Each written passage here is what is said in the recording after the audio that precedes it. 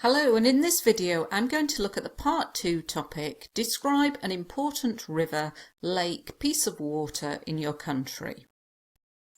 And you should say how long the river, lake, piece of water is, what it looks like, where it is, and why it is important.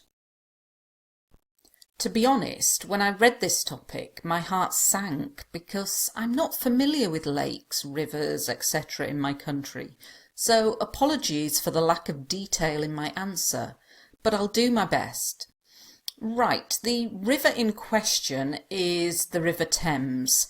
It's certainly the most famous river in the UK, and I guess it's probably quite well known throughout the world.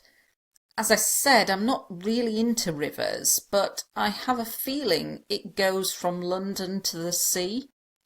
In answer to the question how long it is, I've absolutely no idea, but I'll hazard a guess, roughly 250 miles. Having said that, however, I have been on a trip down the river. A few years back, I went on a boat trip on it. It goes from central London and passes a lot of famous landmarks, such as the Houses of Parliament, the Tower of London, the Globe Theatre. Oh, and not forgetting one of the most iconic buildings in London, Big Ben.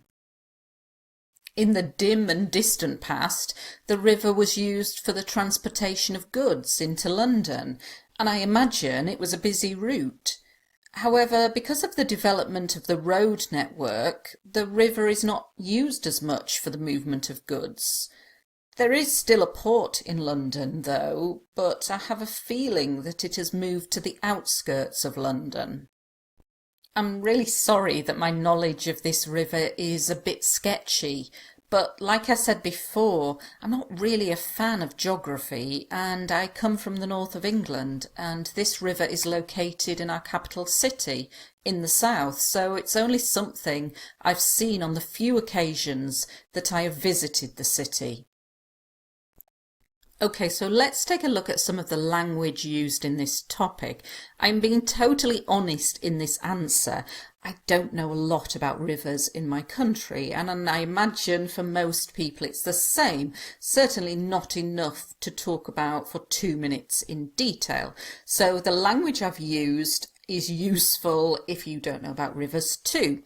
You probably don't want to talk about the River Thames, but you can use all of this language to talk about a river in your country. Just change the name to the river in your country and change the names of places as well.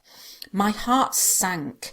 This is quite informal language, good for IELTS speaking, and it's an idiom, and it's when you just go like, oh, you have no idea, and you can feel your heart sinking in your chest.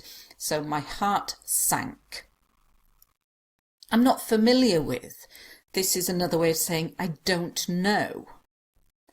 Useful for other topics when you don't know a lot of things. Apologies for the lack of detail in my answer.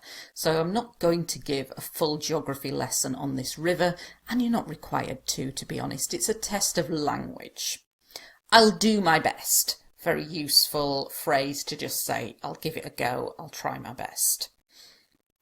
Right, the river in question is, so to get focused on your answer that you're going to now start.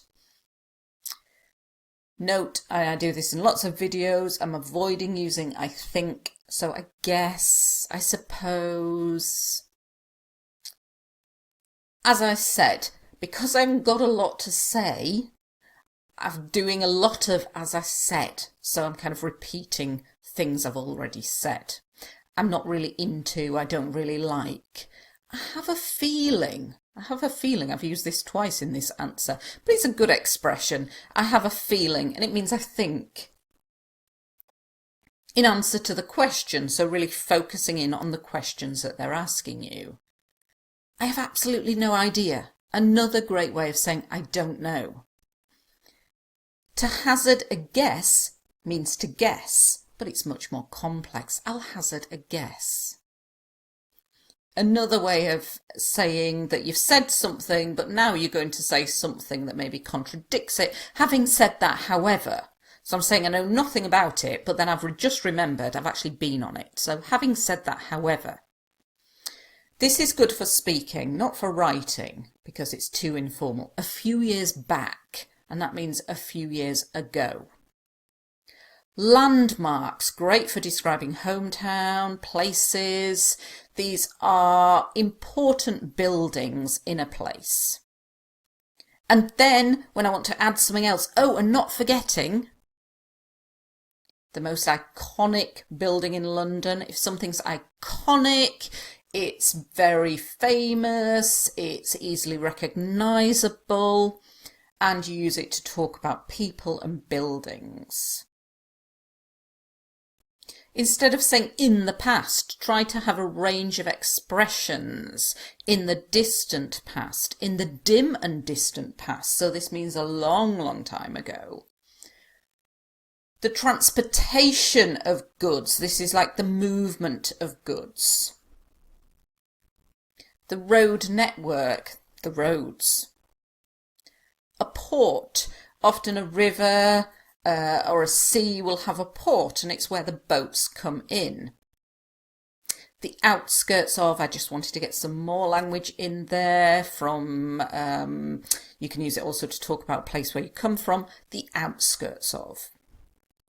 And then again, I'm just trying to finish it all off. I'm really sorry that my knowledge of this river is a bit sketchy because I haven't really said very much, but I have answered all the questions, to be fair.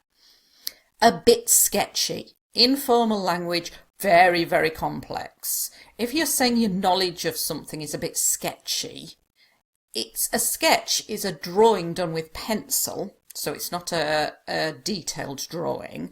So we're saying here knowledge is sketchy, that I don't have a lot of knowledge. On the few occasions, it means the few times. So don't worry if you get a question like this where you really don't know the details. Don't worry about the details. Don't waste that 1 minute thinking about, oh my goodness, how long is it and where does it go from to?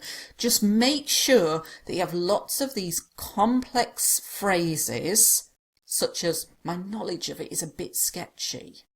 Like I said before, as I said previously. So, bit of repetition, but not repetition of individual words, but the content that you're using. Remember, it's an exam about language, not about content. You're not going to get IELTS 9 just because you know that the River Thames is 356 kilometres long, for example. Okay, thanks for watching.